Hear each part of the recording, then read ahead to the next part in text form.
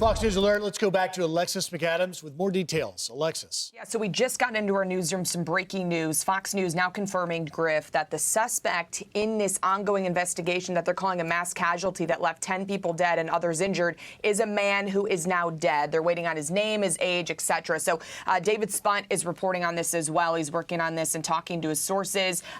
According to David Spunt and his sources, this guy plowed into the crowd, then fired into that crowd, exchanging gunfire with police. As we said, the suspect is dead, but it's unclear at this point, right? We don't know yet if he was hit by police or how he died, you know, if this was a self-inflicted gunshot wound. So we're working to get more on that. But you can see the Sun is now up there in New Orleans. They've got the crime scene tape up. This is all on Bourbon Street and Canal Street. This is such a busy area. So people waking up there to also be in town for the Sugar Bowl, thousands of people heard this from police. Listen.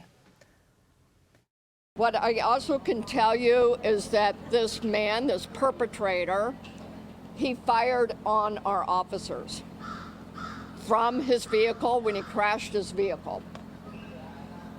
2 of our officers have been shot. They are stable. He was hell-bent on creating the carnage and the damage.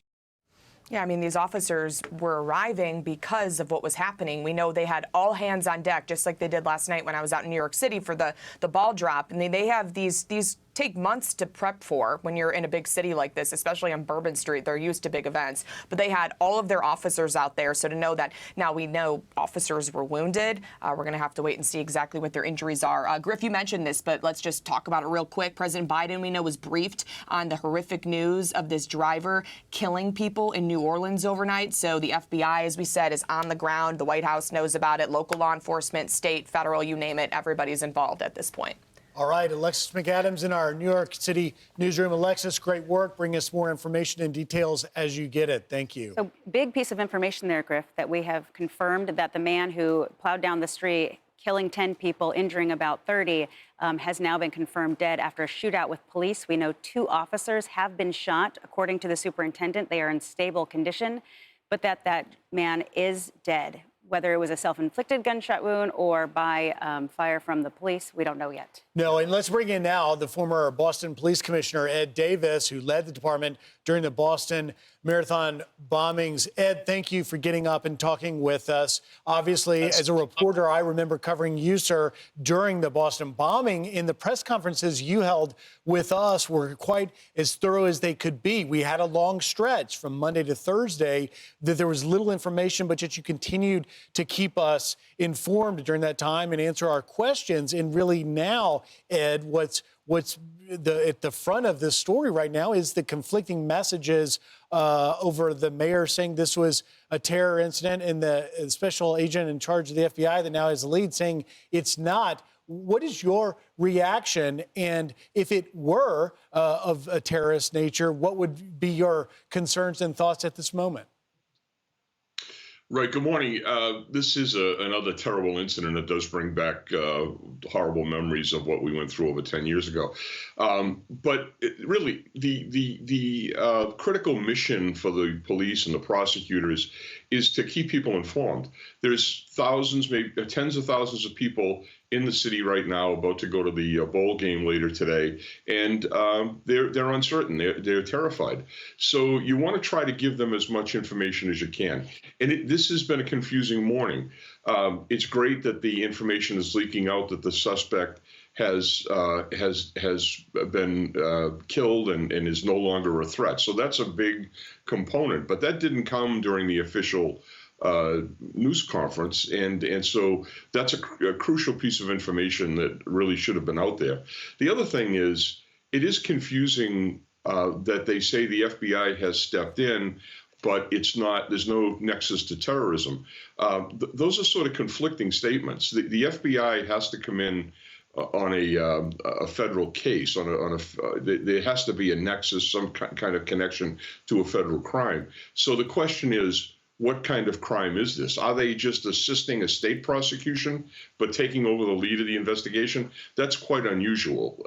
So this might be a case of the FBI's chain of command not officially declaring this a terrorism event. We ran into that in the Marathon investigation.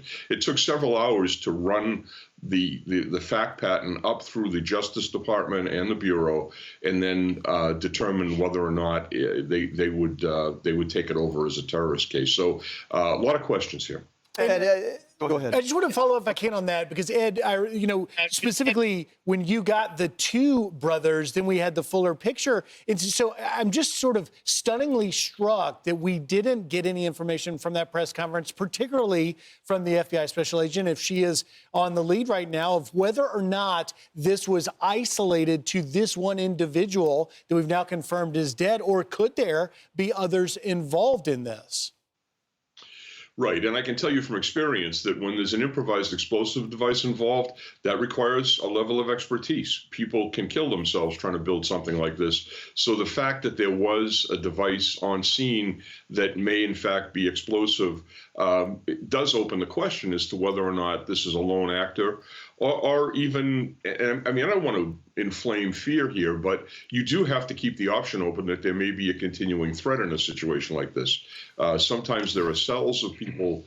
This is something that points out how important it is to communicate with the public effectively in the early hours of an incident like this. And I want to go back to the press conference, because it's hard for me to get over the fact that it felt like the FBI assistant special agent was in a completely different press conference, because you had the police commissioner come out and say, she said, go on about your day and enjoy the festivities. And then you have the FBI agent come out and say there are suspected IEDs. I was Neo-D Tech. I understand some of the protocol when it comes to IEDs, and it's not go gallivant around the city and there's no threat. So my question is on this point of a current threat, an ongoing threat.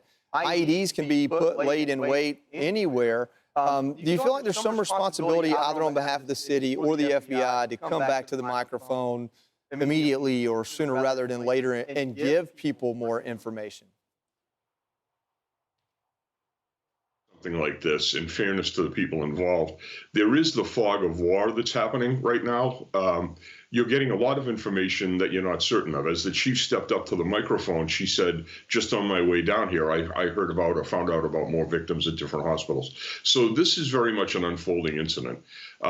It's very early on in the incident. They have to get the facts down first, and then there's the partnership of two big agencies. I've worked closely with the New Orleans Police Department. They're a big, complex organization that handle an enormous amount of crime day in and day out.